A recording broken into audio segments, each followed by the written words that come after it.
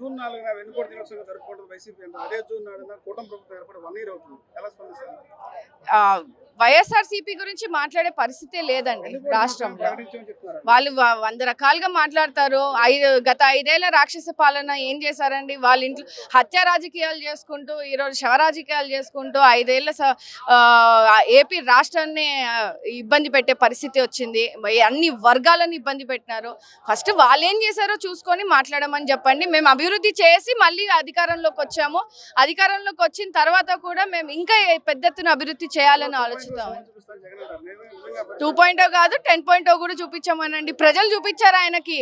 చాలు, మేము ఎవరం మాట్లాడాల్సిన పని లేదు. ఆంధ్ర రాష్ట్ర ప్రజలు ఆయనకి ఏ పాయింట్ చూపించారు, ఆయన ఏ స్థానంలో ఉన్నారో కూడా ఆయనకు తెలుసు. ఏదో వాళ్ళకి ఉనికి చాటుకోవాలనే మాటలే తప్పించి ఎక్కడా కూడా ప్రజలు ఆయన నమ్మే పరిస్థితి లేదండి. వాళ్ళు చేసిన తప్పులన్నీ బయటికి వస్తున్నాయండి.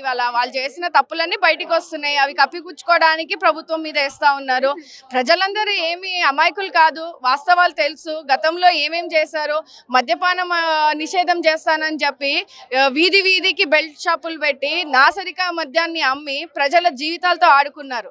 సో ప్రజలందరూ కూడా చూస్తూ ఉన్నారు. ఆ మద్యం తాగి చనిపోయిన కుటుంబాల్లో బాధ ఏంటో మా అందరికీ తెలుసు. సో ఖచ్చితంగా అవన్నీ కూడా ఉనికిని చాటుకోవడానికి చేస్తున్నటువంటి ప్రయత్నాలే.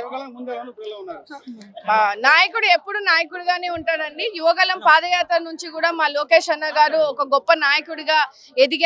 అండ్ మాలాంటి యువత కూడా ఎంతో స్ఫూర్తినిస్తూ ఈరోజు యువగలం పాదయాత్రతో ప్రతి వాడ తిరిగి ప్రతి వర్గాన్ని ఆయన సంక్షేమం గురించి కానీ అభివృద్ధి గురించి కానీ తెలుసుకొని ఈరోజు ఆయన చేస్తున్నటువంటి రిఫార్మ్స్, ఏదైతే ఎడ్యుకేషనల్ రిఫార్మ్స్ కూడా తీసుకొస్తున్నారో చాలా చాలా అద్భుతంగా ఉంది.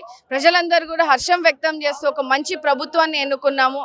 అండ్ మేమందరం కూడా వేచి చూస్తూ ఉన్నాము. మా లోకేష్ అన్న ఒక మంచి పొజిషన్లో ఉండాలని కూడా తెలియజేస్తాం.